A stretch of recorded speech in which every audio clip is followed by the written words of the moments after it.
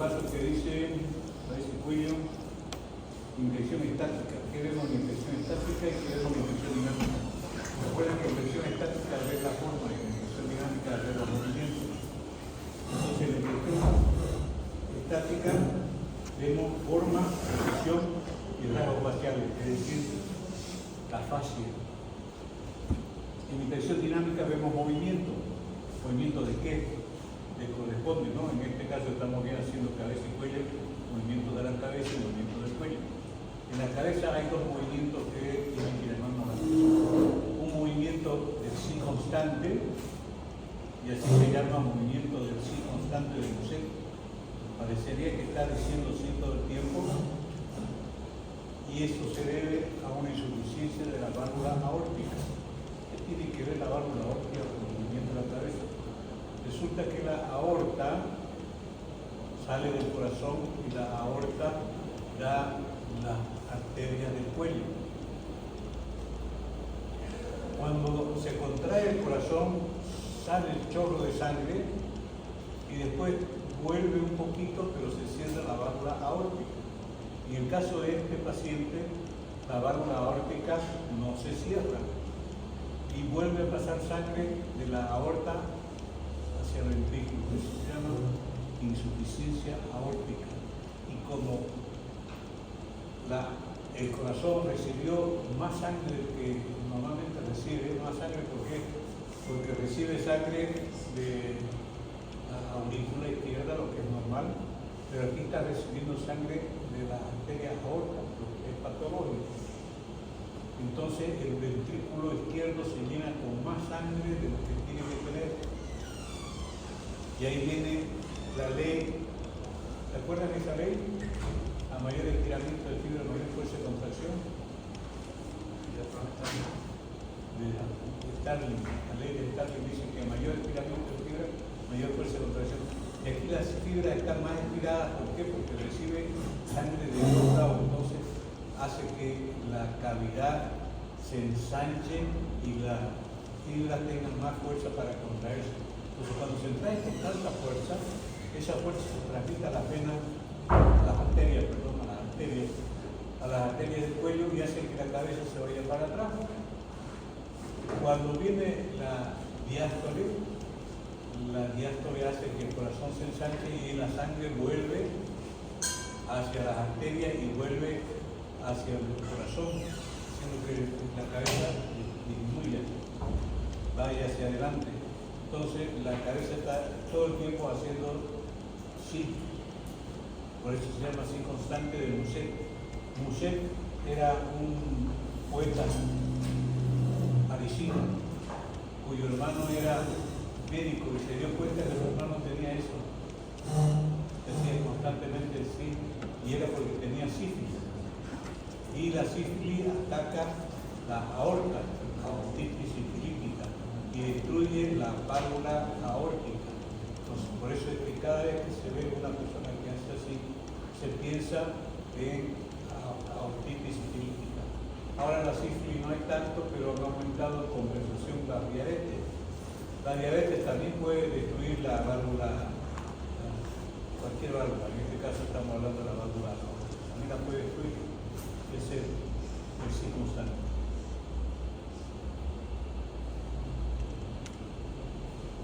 ¿Y qué es lo que estudia también en la cabeza? El tamaño de la cabeza que se mide en mililitros. Un promedio de 1.350 mililitros de capacidad. Centímetros cúbicos o mililitros cúbicos. Una patología hidrocefálica, que quiere decir exceso de agua dentro del cerebro, hidrocefálica, que puede ser normotensiva, es decir, con presión normal, o hipertensiva, con presión aumentada, presión del líquido cefalorraquídeo.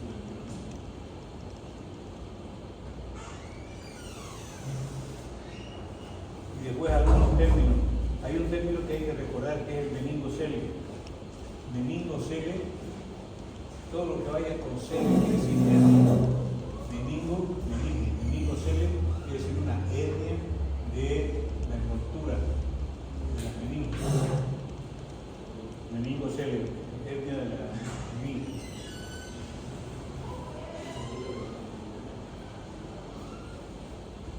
De ahí vamos a ver alteraciones del pelo, alopecia, canicie, calvicie, trastornos tróficos, pérdida de la cola de la ceja, característico de hipotiroidismo o sífilis, alteración de los párpados. Estas son solamente definiciones que en este capítulo, en este examen hay muchas definiciones. Aquí lagostalmo, son definiciones que tienen que saber. Lagostalmo, que es una obstrucción incompleta del párpado causado por exoftalmo o parálisis facial. En el lagostalmo queda una parte de la córnea, lo blanco, el ojo queda sin cubrir cuando cierra el ojo. Y eso hace que sea propicio para infecciones o úlceras. Ese es el lagostalmo. Ectropión. Ectropión es la eversión del borde palpebral hacia afuera. Ectropión. Generalmente se debe a una cicatriz en el borde del párpado o traumatismo de fuera. Entropión es al revés. Esta es una inversión del borde palpebral, donde las pestañas se vuelcan hacia adentro y están rozando la esclerótica. También es por la misma causa. Blefaritis, como decir que es una inflamación del párpado, suficiente inflamación del párpado. Orzuelo es un nódulo inflamatorio del folículo piloso. Del folículo piloso es lo que hay que acordarse, que el orzuelo es del folículo piloso. Ya pues voy a Mimi. Después está jugando, ¿no? Desde aquí se escucha. No te dejes llevar por el mal camino. Resistí. Ectropión, blefaritis, orzuelo. Orzuelo es, hay que saber, una inflamación del folículo piloso. Inflamación del folículo piloso. La blefaritis es el borde de los párpados. Chalación. Chalación es un granuloma de la glándula de meiomio. Granuloma crónico, indoloro, que ubica en la cara anterior del párpado. La diferencia del orzuelo, el orzuelo es inflamación por estafilococo del folículo piloso. Se inflama y eso duele porque es una inflamación aguda. Hay las 4 partes de la inflamación. Santelasma, placas amarillentas de colesterol.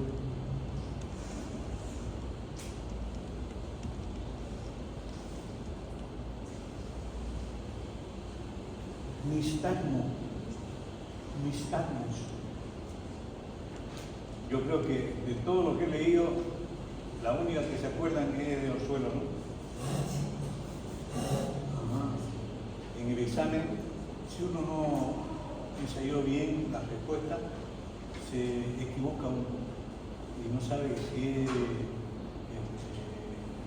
hipopión o si es lagostalmo, si es... O sea, hay que aprendérselo bien para no equivocarse. Son cosas tan sencillas y por lo que son tan sencillas uno se equivoca. El nistagmo es un movimiento involuntario, es como la parabrisa del auto. Va hasta un lado y vuelve, va hasta un lado y vuelve. Y lo que hace eso es el globo ocular. Eso es el nistagmo. Es un movimiento incontrolable de los ojos, involuntario, por la estimulación de los canales semiauriculares del laberinto. Es un problema auditivo, sensorial. Quemosis, eso lo hemos visto en fotos. La quemosis es un edema inflamatorio de la conjuntiva vulgar. Quemosis, edema de la conjuntiva vulgar. Glaucoma agudo, esa palabra glaucoma no va a faltar en el examen. Siempre hay 1 o 2 preguntas sobre el glaucoma. Glaucoma agudo. Acuérdense que hay dos tipos de glaucoma agudo y glaucoma crónico. El glaucoma agudo es con dolor y el glaucoma crónico es sin dolor, pero ambos llevan a la pérdida de la visión. El glaucoma agudo hay que reconocerlo porque ese va a la emergencia con dolor de ojos rojos, dolor intenso, disminución de la visión, midriasis. ¿Qué quiere decir midriasis? Eso también hay que saber. Midriasis y miosis. Midriasis es la dilatación de la pupila, midriasis. Está dilatada la pupila. Y hay que no tratar de acordarse de memoria, sino acordarse por qué se dilata la pupila. ¿Por qué se dilata la pupila?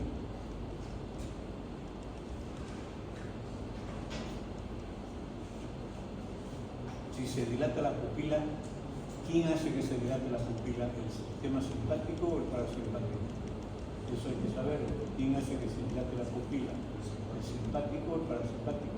El simpático, ¿no? Porque acuérdense de esa reacción de huida, pelea, huida. Entonces, si hay que pelear o huir, el simpático entra en acción. ¿Y los ojos qué hacen? Dilata la pupila para ver mejor al enemigo.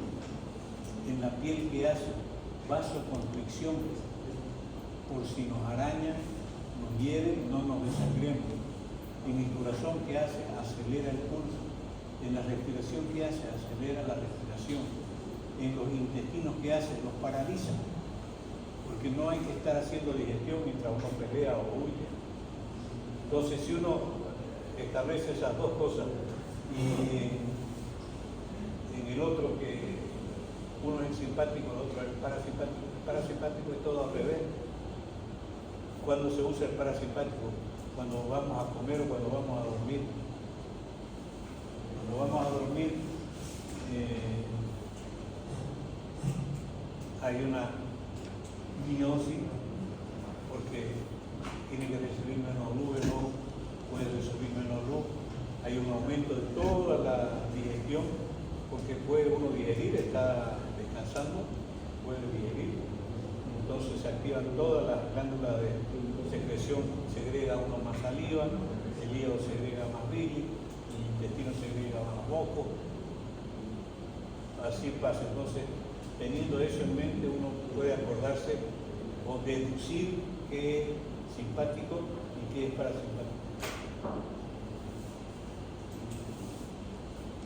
Pinguécula, aquí esto hay que aprenderlo en dos, en par, pinguécula y pterigión. ¿Cuál es pinguécula y cuál es pterigión? Hay uno que es normal, que no pasa nada, y el otro que es patológico, deforma la pupila, trastorna la visión y hay que meterse a cirugía lo antes posible. Y eso es el pterigión. La pinguécula es un engrosamiento triangular amarillento, graso en la córnea. Aparece en enfermedad avanzada y en las personas que están al sol mucho tiempo. Carece de significado clínico. Mientras que el pterigión es una membrana vascularizada conjuntiva que aparece en ambos ángulos del ojo, puede invadir la córnea y deformar la pupila. Acuérdense que la córnea no tiene que tener vasos sanguíneos, no tiene que tener nada por encima, porque lo que tenga por encima va a dificultar la visión. Entonces, todas las patologías llegan hasta el limbo. ¿Cuál es el limbo? La unión entre la esclerótica y la córnea. Ese es el limbo. Los vasos sanguíneos llegan hasta el limbo, no entran dentro de la córnea. Anillo de Kaiser y Fraser. El anillo de Kaiser y Fraser es una banda parduzca, verdosa, que está en el limbo corneano, que se debe a una acumulación de cobre en la enfermedad de Wilson. Hay varias enfermedades que vamos a ver después, enfermedades de depósitos, donde el organismo empieza a recibir depósitos en exageración, y eso ya es una enfermedad como esta, la enfermedad de Wilson. El hierro es normal, el cobre es normal, todos los metales son normales tenerlos, pero en condiciones mínimas. aquí cuando se produce el aumento del acúmulo de cobre, entonces eso se llama enfermedad de Wilson. Todas estas enfermedades esas son difíciles de tratar porque no hay pocas formas de sacarlo y tal. Dacriocistitis, inflamación de la glándula lagrimal. Halo senil es igual al halo de Kaiser y Fraser, al anillo de Kaiser y Fraser, pero el halo senil se da, como dice su nombre, a la persona de edad avanzada y es un color blanquecino.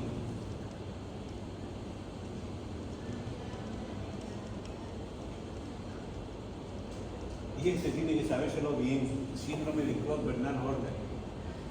¿Qué es el síndrome de Claude-Bernard Horner? ¿A qué se debe? ¿Cómo se presenta? ¿Cuáles son las formas de verlo? El síndrome de Claude-Bernard Horner está constituida por 4 cosas que hay que saber. ¿Alguien se acuerda? Pongamos que el examen ahora. Síndrome de Claude-Bernard Horner. 4 cosas.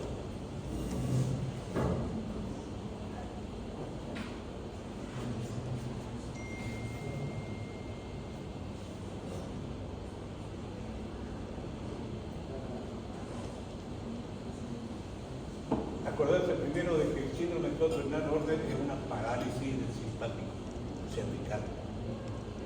Si se paraliza el simpático, que es el que hace abrirse la pupila, está paralizado, no puede abrir la pupila, entonces el que manda ahorita es el parasimpático, entonces la pupila va a estar puntiforme. Entonces, para empezar a relacionar, en el Claude-Bernard Horner es una parálisis del simpático cervical, entonces hay una miosis en la pupila, porque está paralizado el simpático, que es el que la dilata. El globo ocular se ve hundido, parece hundido. Ese globo ocular que tiene miosis parece hundido. Eso se llama endoftalmo o enoftalmo, enoftalmia, o hundido. También, como hay una parálisis del simpático cervical, están paralizadas las glándulas sudoríparas de esa zona. Entonces hay falta de sudoración en el ojo, en la piel que está alrededor de ese ojo.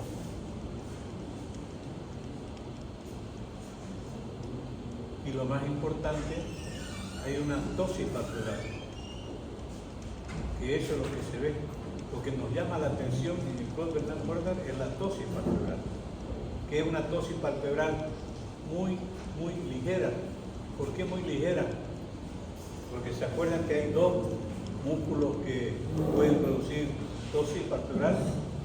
Uno es, 2 causas, una es la parálisis del tercer par y otro es la parálisis del simpático cervical, que paralizan nervios diferentes y músculos diferentes. En el tercer par es el músculo elevador del párpado. Entonces está paralizado el músculo elevador del párpado se cae, parálisis del tercer párpado. Pero en el Claude-Bernard Horner está inervado por el simpático, y el que está inervado por el simpático es el músculo de Müller, el músculo elevador accesorio. Por eso tiene una tosis palpebral a media, ligera, leve.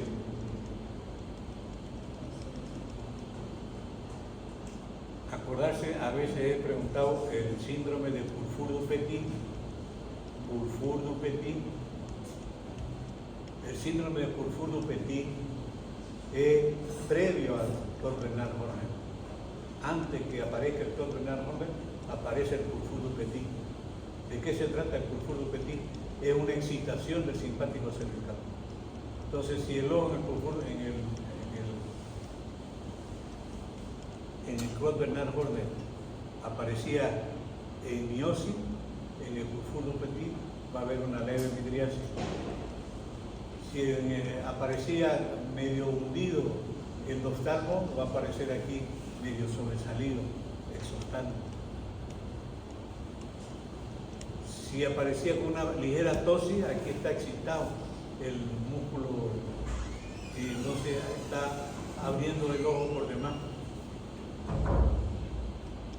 Un aumento de vesícula vertebral, así se llama. Y la ventaja, ya saben, de que si reconocemos este síndrome antes de que aparezca el Creutzfeldt-Jakob, estamos ganando y dándole varios meses de vida al paciente. La mayoría de los Creutzfeldt-Jakob es invasión del simpático cervical por algún tumor, pero esa invasión previamente hay una irritación del simpático cervical.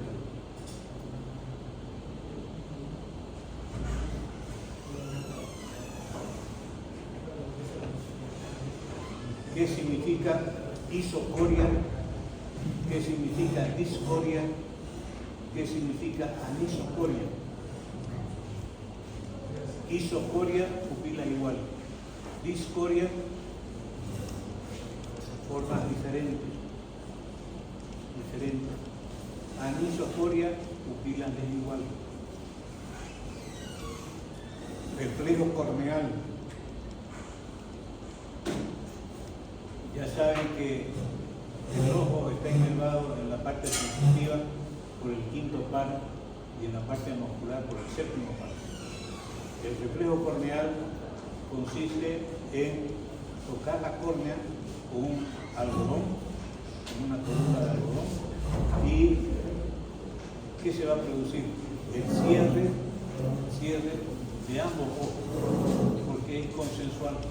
Es decir, se cierra el ojo, también se cierra el no tocado. El cruce de la corte con una columna de algodón produce el cierre de los párpados, siendo la vía aferente un trigémino y la eferente el facial. Entonces, tocando eso, reconocemos la integridad de este reflejo, el facial y el quinto par.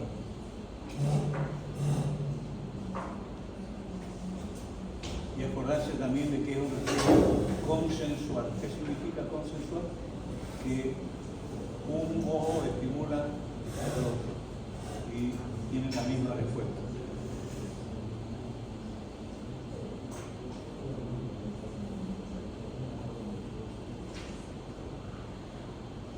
Este reflejo, alguna vez en alguna película habrá visto, ya está muerto, dicen, y agarran algo y le meten ese algo en el ojo y no se mueve, porque es uno de los últimos reflejos en perderse. Entonces, si alguien está muerto y no tiene ya este reflejo, ya está muerto de verdad y hay muerte cerebral.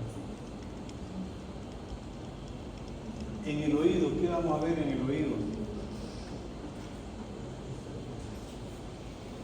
Inspección del oído, ya saben, la salida de líquidos por el oído, salida de sangre, ¿cómo se llama? Salida de líquido cefalorraquídeo, ¿cómo se llama? Salida de pus, ¿cómo se llama? ¿Te recuerdan, no?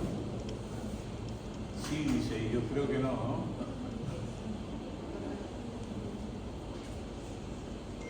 Hay algo que antes preguntaba, pero cada vez lo pregunto menos. En la oreja hay un nódulo aquí que da el aspecto de terminar en punta a la oreja. Eso se llama nódulo de Darwin, nódulo siniestro de Darwin.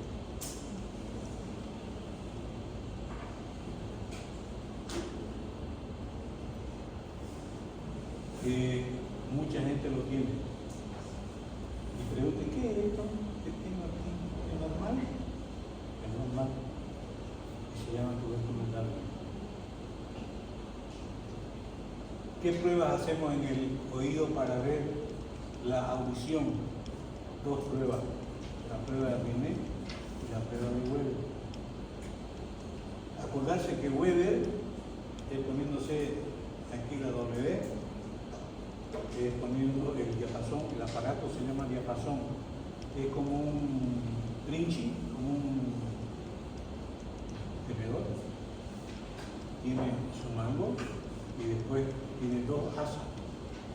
Cuando se golpea en cualquier parte, esto empieza a vibrar y vibra en una secuencia, una frecuencia conocida.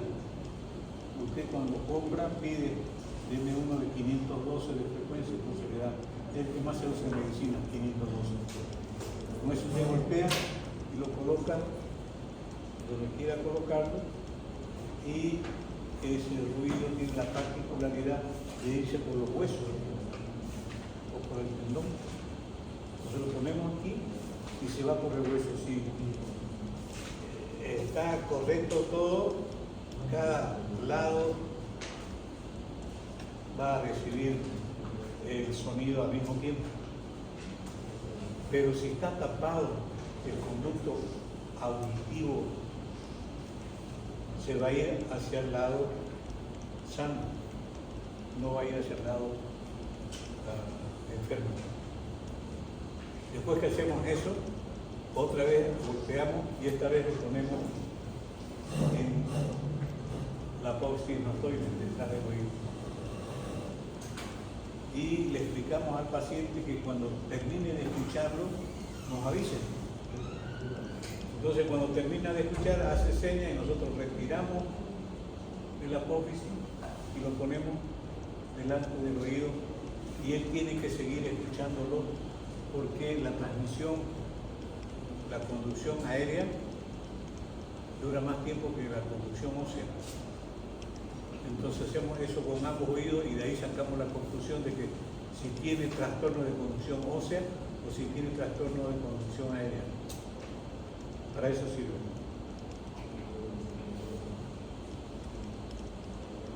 Cuello. El cuello, la pregunta que siempre hago es, ¿qué es lo que usted tiene que saber de cuello? En la historia clínica hay 4 cosas que poner. Traje la línea media, cómo están los vasos arteriales y los vasos venosos, cómo están los ganglios, todos los ganglios del cuello. Y por último, cómo está la tiroides. Esas son las 4 cosas que hay que ver en cuello. Traje la línea media, vaso sanguíneo, arteria y vena, ganglio linfático y glándula tiroides. La mayoría de eso lo hacemos a través de una infección bien leve y después una palpación a conciencia. Y acuérdense que las arterias se palpan, pero no se ven. Las venas se ven, pero no se palpan. Y después vamos a palpar los antes hay un eje que se llama eje visceral del cuello. Eje visceral del cuello. El eje visceral del cuello empieza debajo del mentón con la palpación del hueso hioides. Hueso hioide. El hueso hioide no se articula con ningún hueso, está flotando ahí agarrado por el músculo. Después de ese hueso llegamos a palpar el cartílago tiroideo, que lo reconocemos por la hendidura que tiene al medio, y de ahí sale la nuez de Adán.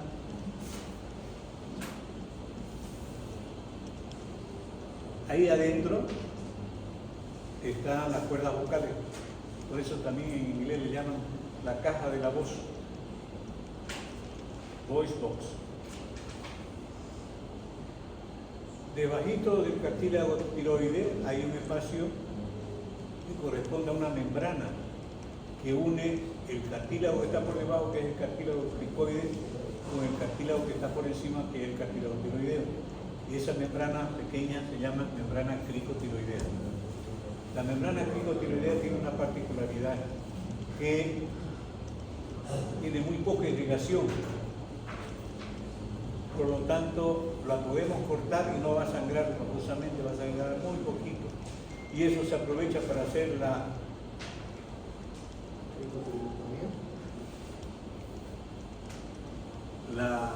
perforación y la respiración que se puede dar por ahí, por la membrana cricotiroidea, y que nosotros erróneamente decimos me hicieron traqueostomía, pero la traqueostomía, ya lo dije el otro día, se da solamente en un ámbito selecto de quirófano, con un especialista cirujano. En cambio, la cricotiroidotomía, que así se llama, la podemos hacer cualquiera que tenga los conocimientos básicos de cómo ubicar la membrana cricotiroidea, tener el valor de cortar, porque no cualquiera agarra un corto y lo corta con lo que haya, con cuchillo, con navaja, con bisturí, con lo que sea, hacer un corte justo ahí encima de la membrana cricotiroidea y de ahí perforar esa membrana. Cuando perfora esa membrana, el paciente mete un montón de aire porque se está muriendo de asfixia y empieza a respirar. Y ahí hasta puede ser que cobre sentido y pregunta qué le pasó, pero no puede hablar, tiene la aureola. Eso hay que saber hacerlo.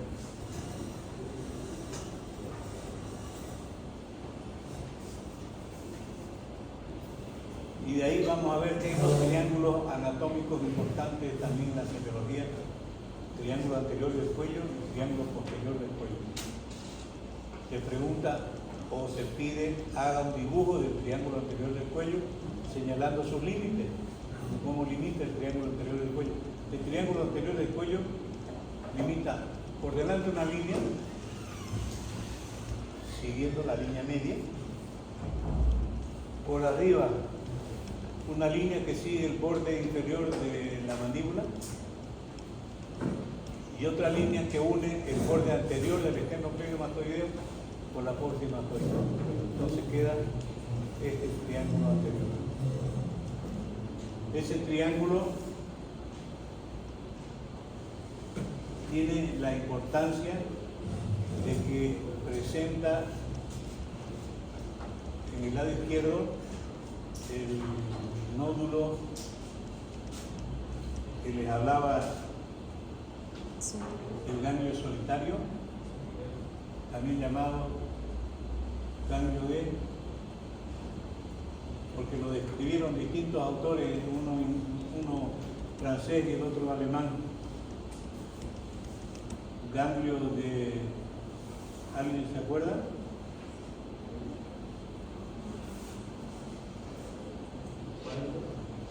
¿Perdón? ¿Cuál ganglio de Listo? El ganglio centinela. ¿El de Listo, no? Ganglio de... Ahí está, alguien lo dijo ya. Dicho, ganglio de dicho. No sé, decir el nombre, aunque ya también creo que le expliqué, desde hace unos años atrás ha habido un consenso en cómo se debe enseñar medicina, y en ese consenso decidieron que no se debe usar nombres propios en medicina. Por eso lo han sacado todos los nombres propios, y este ganglio ya se lleva el nombre de la medicina primero, ya no de virtud. Pero lo importante entonces es que está en el triángulo anterior.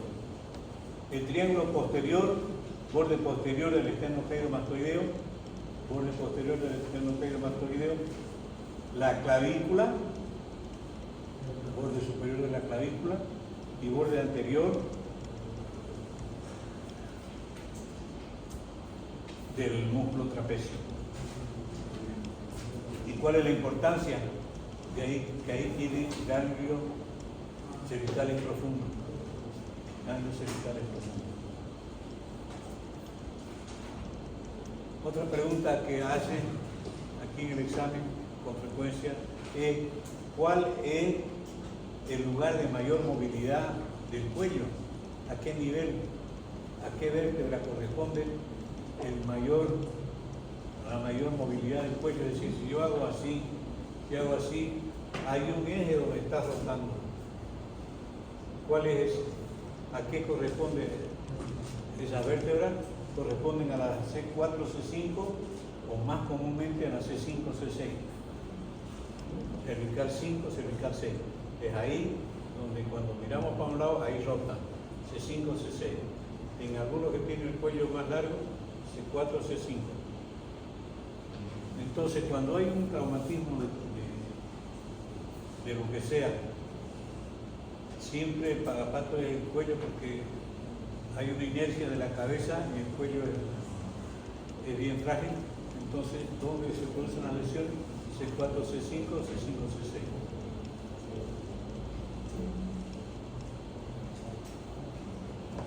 Posición de la tráquea. ¿Cómo vemos que la tráquea está en el centro? Porque la tráquea tiene que estar centrada, ¿no? Acuérdense las 4 cosas: la tráquea centrada, ver arteria, vaso, vena, ganglio y tiroides. ¿Cómo sabemos que la posición de la tráquea está centrada? Con los dedos índices, ¿no? Los dedos metidos en esos huequitos de ahí.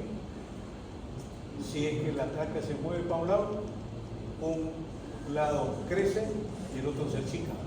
Entonces es relativamente fácil darse cuenta.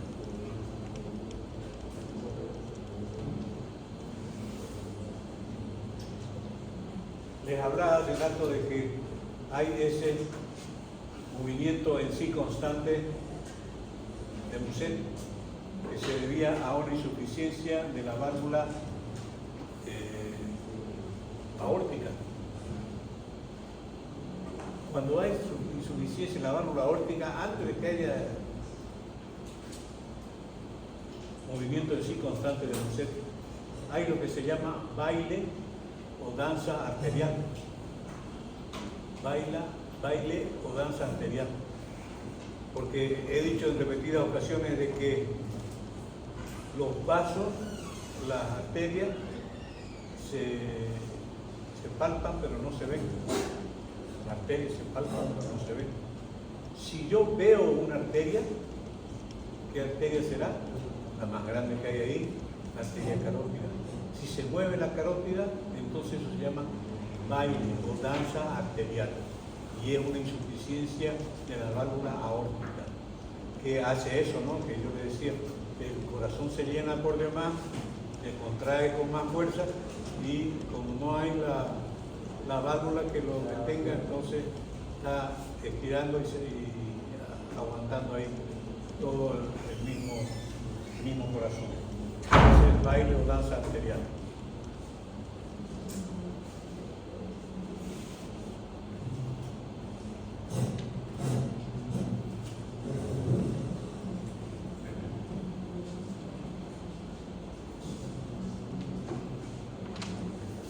Entonces la pregunta es, si hay baile arterial, ¿qué patología pensamos? Pensamos en que hay una insuficiencia en la válvula aórtica.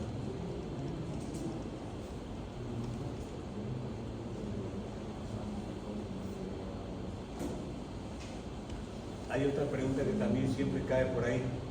En un niño que llora, tiene fiebre, el cuello está rígido, tiene rigidez de nuca y tiene mal estado general, va con fonofobia y fotofobia, ¿qué es lo que tiene? Meningitis. Por eso alguna vez vamos a ver a los pediatras cuando se acerca un niño que llora, un niño que está en cuna, no un bebé, le mete la mano por debajo y lo levanta para ver si tiene rigidez o no de cuello. Si tiene rigidez o no, lo levanta. No es que no lo pueda levantar por otro lado, lo levanta de ahí para ver si hay o no hay síntomas, signos de meningitis. Una cefalea, dolor de cabeza, que se exacerba al mover los ojos, que tiene mialgia, atralgia generalizada, ¿Qué sospechamos que puede ser?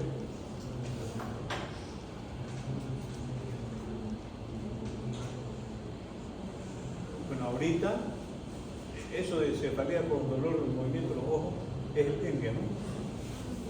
Es el dengue. Si es cefalea, dolor al mover los ojos y mucho dolor de las articulaciones, chikungunya. Si es cefalea, dolor de ojo, molesta la luz, con dolor de cuerpo generalizado, influenza. Fíjense que son virus y todos los virus empiezan igual. Solamente al final de la enfermedad y haciendo una retrospección nos damos cuenta, había sido dengue lo que tenía, había sido influenza, había sido tal cosa. ¿Por qué? Porque empiezan casi todas igual. Y cuando hay epidemia, lo primero que tenemos que pensar es la epidemia. ¿Quién está causando la epidemia? Ahorita hay epidemia, desgraciadamente, hay epidemia de dengue, hay epidemia de chikungunya y hay epidemia de influenza. Entonces hay que hacer bien el interrogatorio ahí, ¿no? ¿Dónde se contagia uno? ¿Con qué se contagia el otro? La influenza es con la saliva, es de hablar, de estar en reuniones. El chikungunya y el aedes y el otro es también el mosquito. Entonces, si está en un lugar donde hay mosquitos y si duerme cerca de una laguna, una acequia, un canal, una poza de agua, aunque el virus del dengue que es transmitido por el... ¿Qué mosquito transmite el... ¿Se acuerdan? El Aedes aegypti. El Aedes es un mosquito de domicilio, es de la casa, de adentro de la casa. No es del pozo de agua que está con el agua sucia, no. Es de agua limpia y dentro de la casa que siempre hay su macetica, en el patio, su balde mal buscado, algo donde hay agua limpia y estancada y si hay llantas mejor todavía, ¿no? Es el mejor lugar porque a él le gusta el lugar bien oscuro, entonces la oscuridad lo da el color de la goma negra y agua limpia porque no está siendo movida, hay agua limpia y ahí es donde entonces van a desarrollar su larva.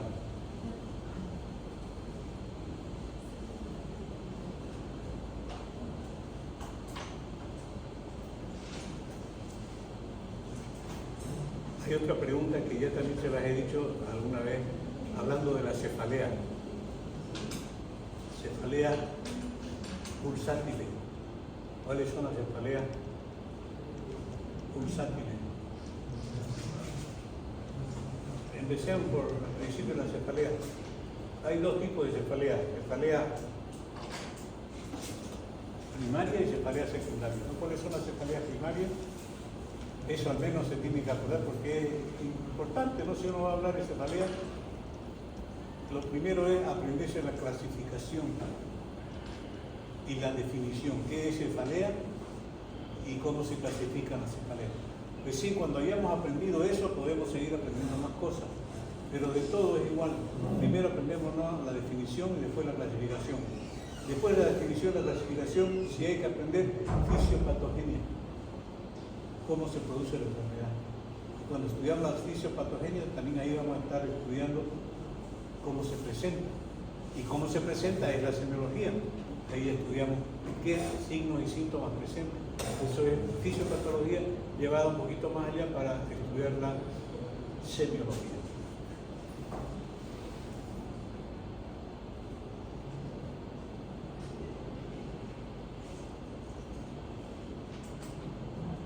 Entonces, ¿cuáles son las cefaleas primarias? ¿Alguien se remember? Cefaleas primarias. Aunque sea copiando, que tengan sus apuntes. ¿Perdón? Ya, una. Tensional. Tensional. Reaccional. Tensional. Tensional. 2. Copien. Porque para copiar hay que saber dónde está, si no yo los pillo copiando.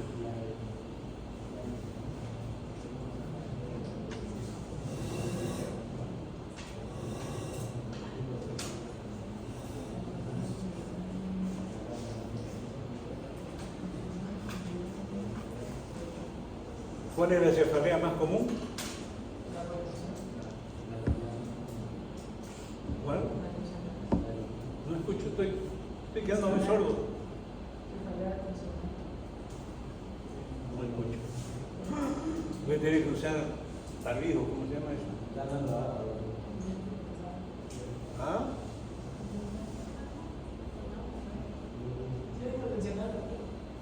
Cefalea tensional, esa es una. La migraña. La jaqueca, la migraña y la cefalea de Horton, esas son las 3. Y después hay otras que son rarísimas, ¿no? Cefalea postcoital, cefalea, cosas raras. Pero las que hay que acordarse, las 3 cefaleas, es la de Horton. ¿Se acuerdan que es la cefalea del suicida? Cefalea tensional, que es la más común, la que existe. ¿Quién no ha tenido alguna vez un dolor de cabeza por tensión? Y la jaqueca o migraña, ¿cómo se diferencian la una de la otra? La jaqueca es una hemicrania, duele la mitad de la cara. La tensional es en casco, duele como si tuviera un casco que nos aprieta, como dicen en dicha. Y la de Horner, que tiene un montón de nombres, ¿se acuerdan? ¿Qué otro nombre tiene la de Horner? Cefalea de Horner. Se llama también oftálmica, lagrimal, histamínica, en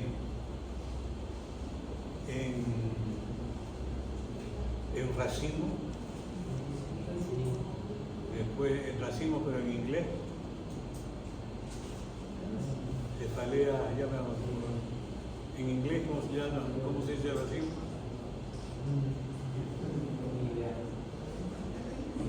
Bueno, todos esos nombres tienen esa cefalea. Por eso es que en el examen a veces pongo ahí cefalea en racimo. No sé nada de cefalea en racimo, y es la misma que la cefalea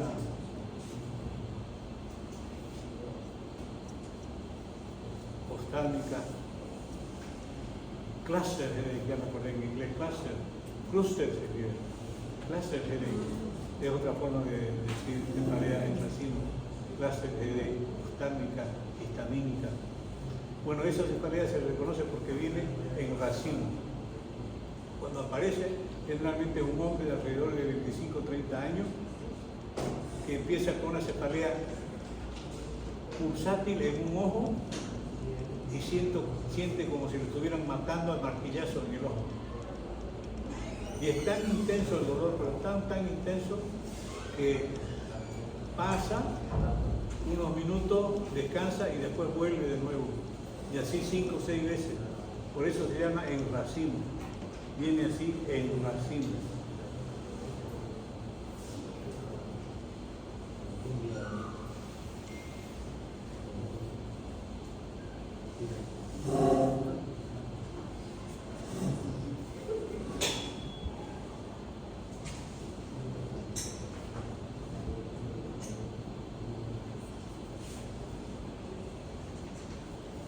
Hay una cefalea de inicio reciente, se llama. Cuando hacemos los interrogatorios de cefalea, preguntamos desde cuándo lo tiene. Una cefalea de inicio reciente y que se acompaña de vómito en chorro, vómito. El vómito, hay 2 tipos de vómito, uno vómito central, otro periférico. El vómito central como dice su nombre, está originado en el centro del vómito, a nivel central. Y el periférico está originado en las vías periféricas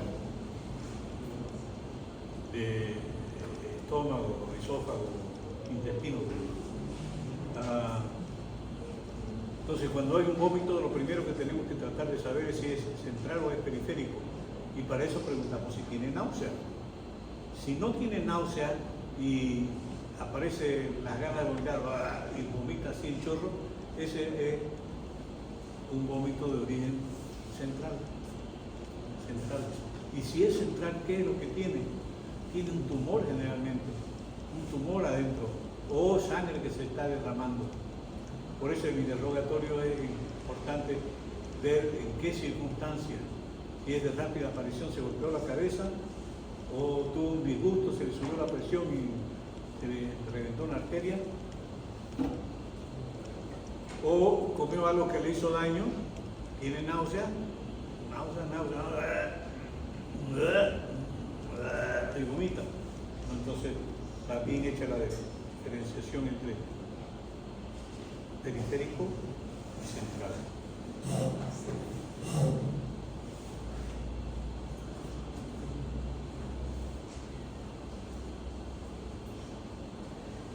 En cuanto a la cefalea o jaqueca o migraña, es una cefalea vascular que viene en crisis agrupada de 1 a 3 por día durante 4 a 6 semanas, que remite por meses.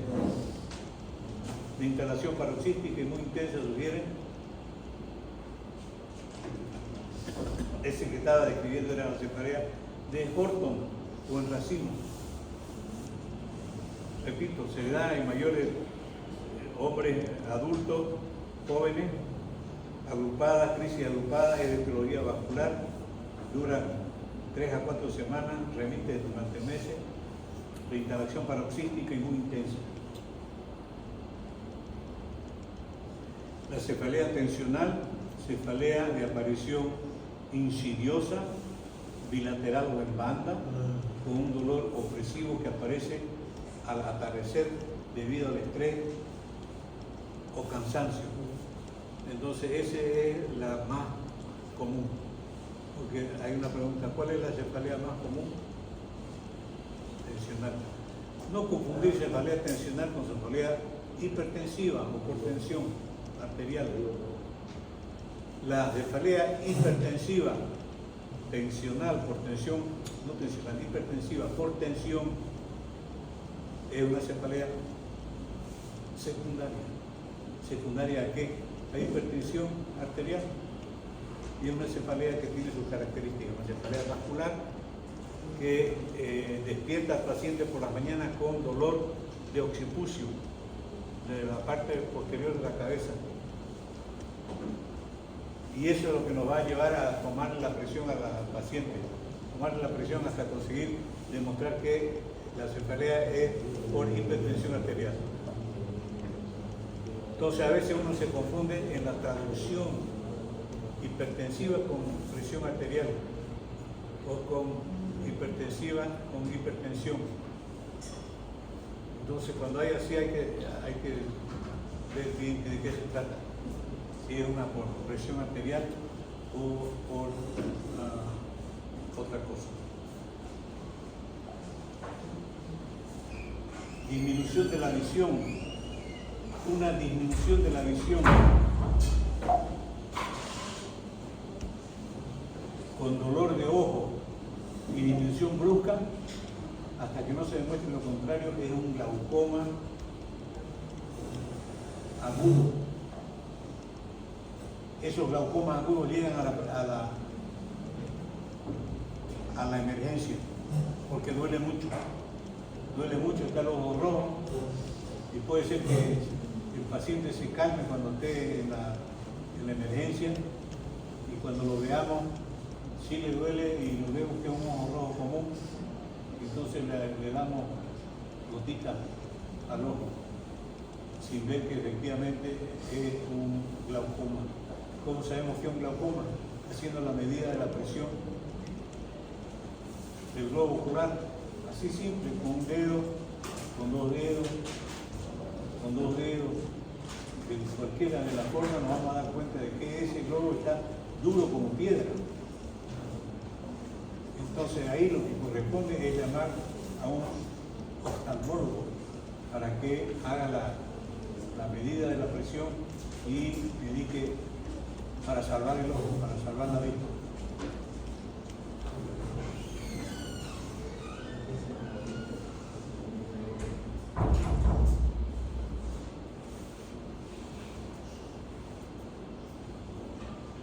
Ante una disminución de la visión de forma gradual,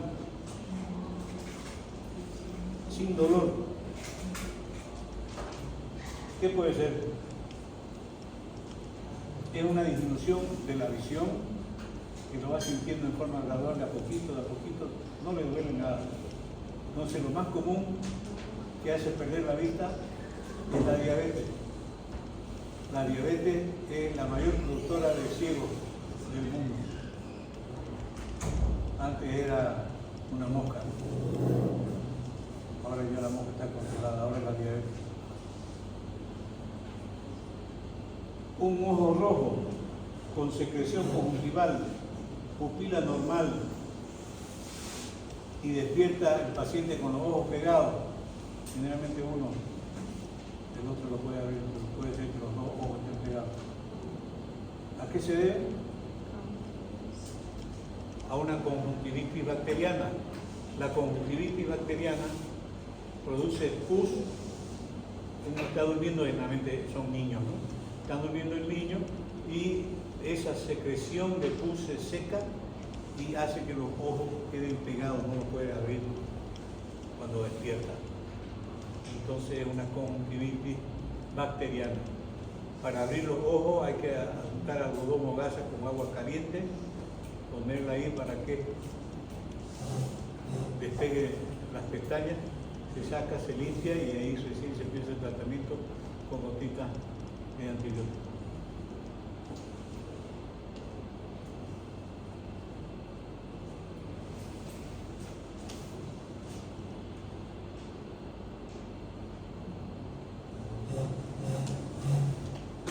Ya hemos hablado de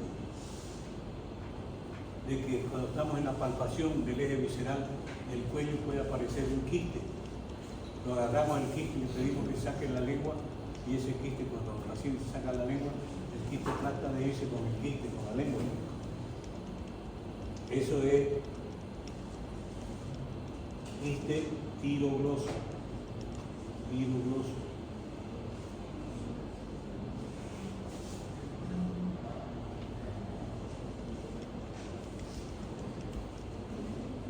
Lo vuelvo a preguntar porque aquí vuelvo a preguntar, síndrome de Creutzfeldt-Jakob.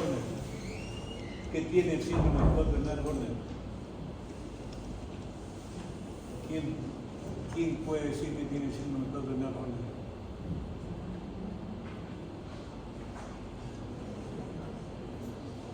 ¿Qué doctor?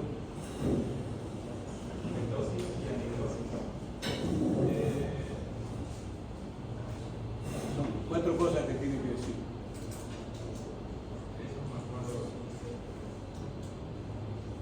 Así pasa en el examen, lo tiene en la punta de la lengua y no sale, porque tratan de acordarse de memoria. En semiología, en medicina, no hay que usar la memoria porque son tantas cosas que la memoria no va a dar. Hay que usar ayuda a memoria. Ayuda a memoria. ¿Y cómo puedo ayudar a mi memoria para el síndrome de Creutzfeldt-Jakob? Lo primero, tenemos que engancharnos a algo. Creutzfeldt-Jakob, tosis palpebral. Lo primero que hay que acordarse, porque es lo que más nos va a llamar la atención. Hay una tosis palpebral. Y con la tosis palpebral, de ahí ya sabemos que la tosis palpebral es por parálisis del simpático cervical. Si está paralizado el simpático cervical, hay miosis. Entonces ya tenemos tosis y miosis. El ojo se ve hundido en oftalmo. Y como es una parálisis del simpático, hay anhidrosis, falta de sudor. Entonces, ¿cómo empecé?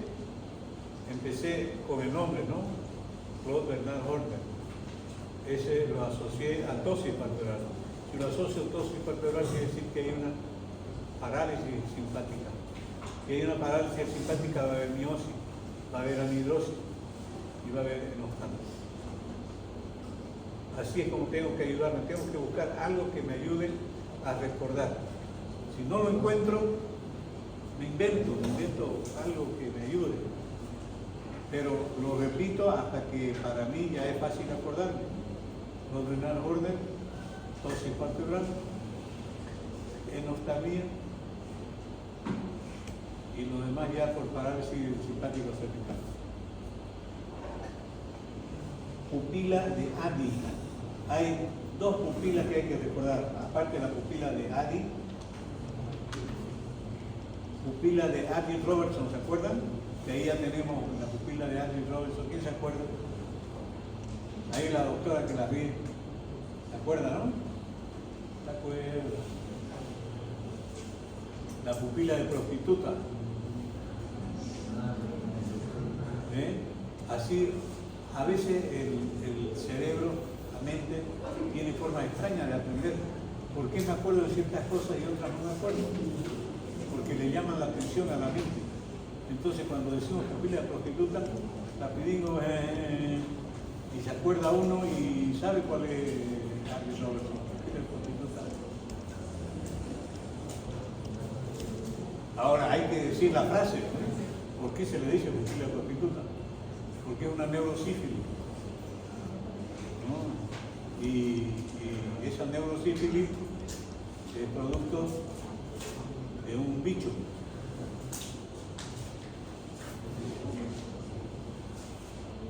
Y ese bicho ataca y que ella no reacciona a la luz, pero se conmueve. Entonces, como hacen las prostitutas, no reacciona a la luz, pero se conmueve. Ahora, eso hay que trasladarlo también a la parte médica, ¿no? ¿Qué significa que no reaccione a la luz y se conmueve? Estamos hablando de los reflejos oculares, reflejos de acomodación y el reflejo fotomotor. No reacciona a la luz, quiere decir que perdió el reflejo fotomotor, pero se acomoda, quiere decir que tiene todavía el reflejo de acomodación y convergencia. Y si uno quiere ya juzgar más, ya tiene que ir. ¿De dónde vienen esos reflejos?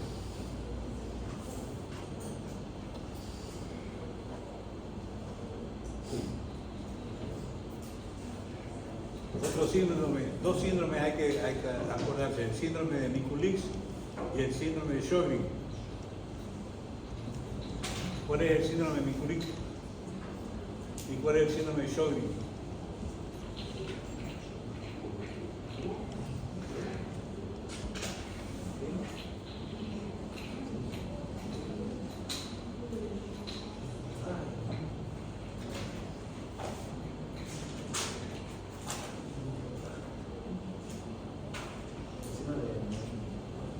El del Sjögren es el ojo seco, ¿no? Ese es fácil de acordarse.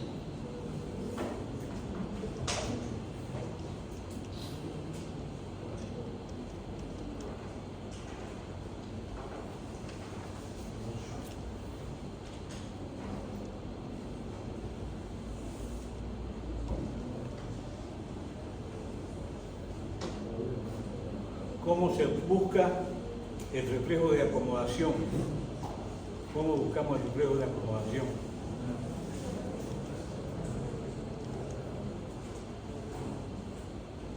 Ya, hay uno que es así, ¿no? ¿Ese cuál es? Fotomotor. Vemos la luz aquí, nos acercamos y vemos este ojo que está así, se achica. Fotomotor directo. Nos vamos, otra vez se abren las pupilas y otra vez lo acercamos. Pero en vez de mirar este, vemos este que también va a ser así. Fotomotor consensual. Acomodación y convergencia. pedimos al paciente que mire lejos y después que mire nuestros ojos.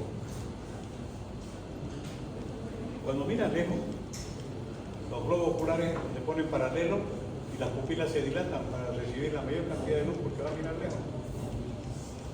Y después se le pone aquí adelante, los ojos tienen que converger, los globos oculares convergen. Las pupilas se acomodan.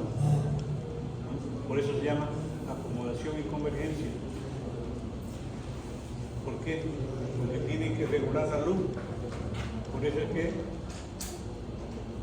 las pupilas se acomodan.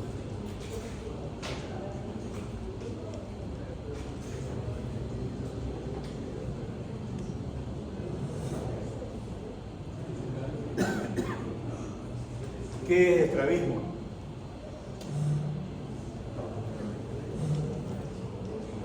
¿Qué quiere decir estrabismo?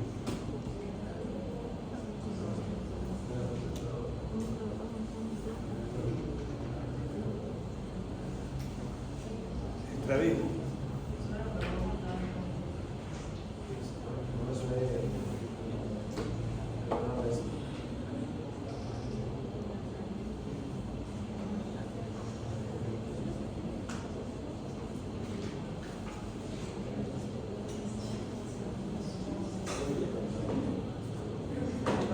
¿Se acuerdan qué es estrabismo?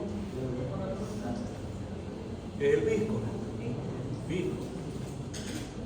Es la pérdida del paralelismo de los globos oculares. Los globos oculares tienen que estar siempre en paralelo. Si uno se tuerce, este ya no está paralelo, se desvió. Entonces eso es un estrabismo, está visco. Estrabismo puede ser así, para allá, para arriba.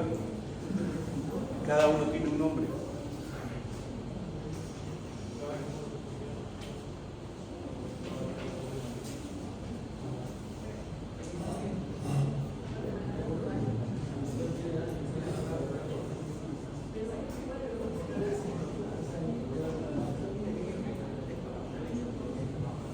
Bueno, aquí tengo un examen.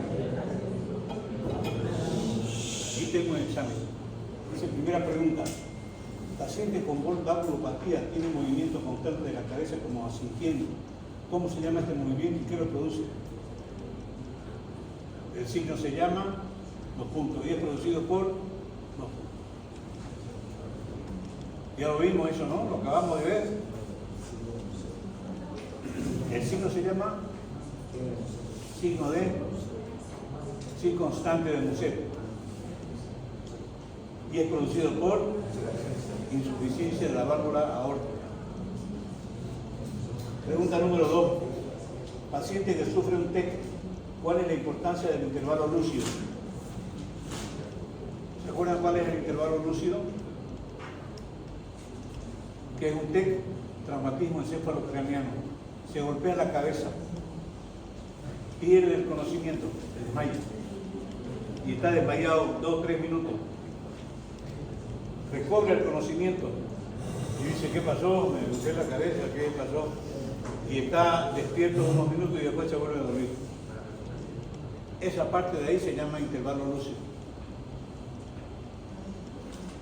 Si se vuelve a dormir, ¿es algo grave, es algo leve o ya está normal? Grave, es bien grave. Quiere decir que hay una hemorragia intracerebral. Está sangrando, eso tiene que, para salvarlo, que llevarlo a la cirugía de inmediato. Entonces aquí dice que es un TEC leve de buen pronóstico, está formándose un hematoma intracraneal. La respuesta se está formando un hematoma intracraneal, es algo grave, puede morir. Defina los siguientes términos: chalación, entropión, blefaritis. A ver, vean si lo pueden solucionar ustedes. Chalación, entropión, blefaritis. Exactamente. Exactamente. Y entropión.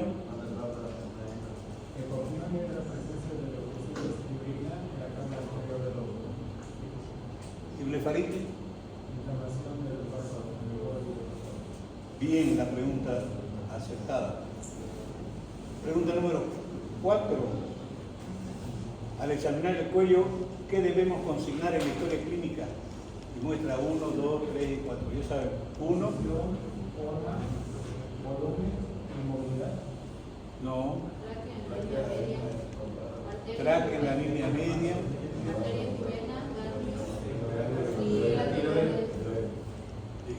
arteria en la línea media, vasos arteriales y venosos, ganglios del cuello y glándula tiroides. 5. Describa las principales características del Claude-Bernard-Horner. Síndrome de Claude-Bernard-Horner. ¿Qué es lo que tiene?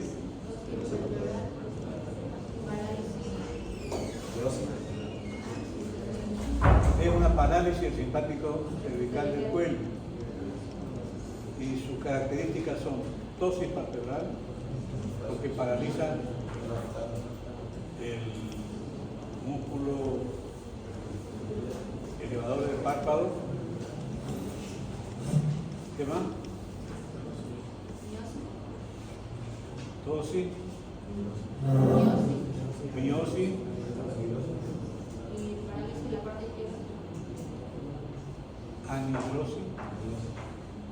anhidrosis, es decir, las glándulas están paralizadas, las glándulas sudoríparas de ese lado.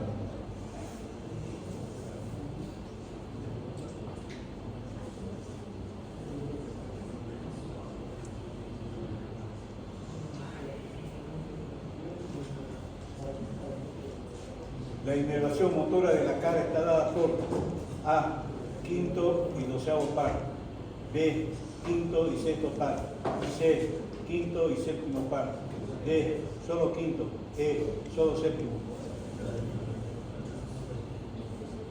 ¿Cuál será? Inervación motora de la cara.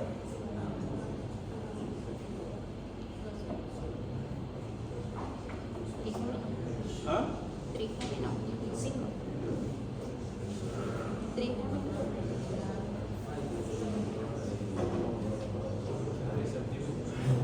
Inervación motora, ¿qué es lo que se mueve?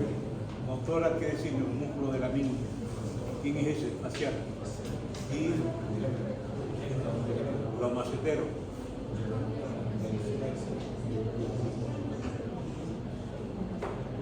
¿Quién inerva los maceteros?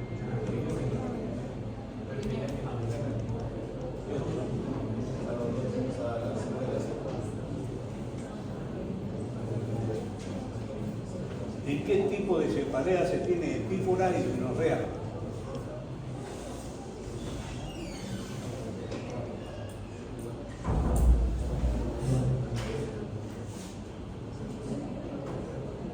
Si ustedes se acuerdan, hay una que le decimos cefalea lagrimal.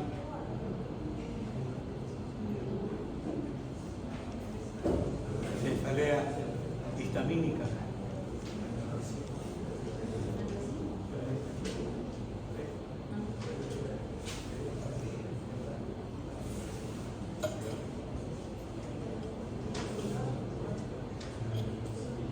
Describe en qué consiste el reflejo corneal.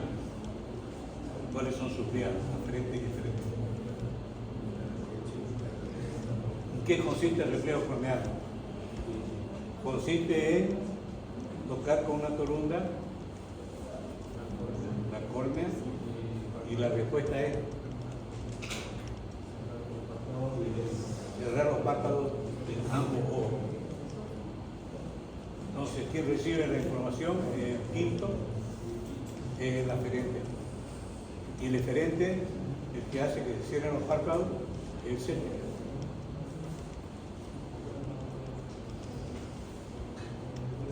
Describa cómo se realiza la prueba de reacción cercana.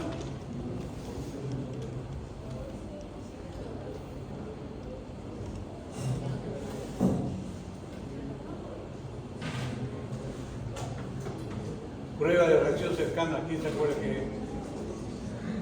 Prueba de reacción cercana.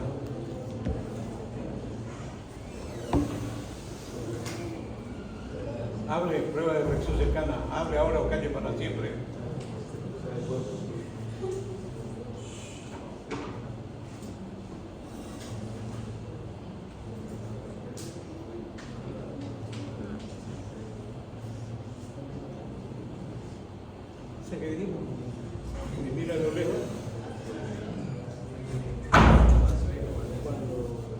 pasa a la pupila y a los globos oculares cuando tiene que mirar lejos y cuando tiene que mirar cerca. Cuando mira de cerca converge, ¿es la de convergencia? Exactamente.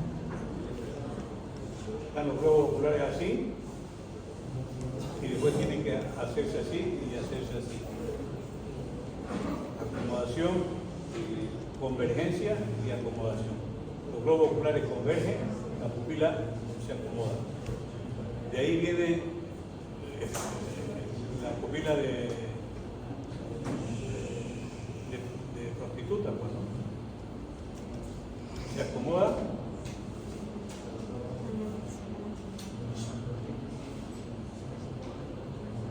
Se pierde el motor, pero tiene el reflejo de acomodación y convergencia. No reacciona a la luz, pero se acomoda.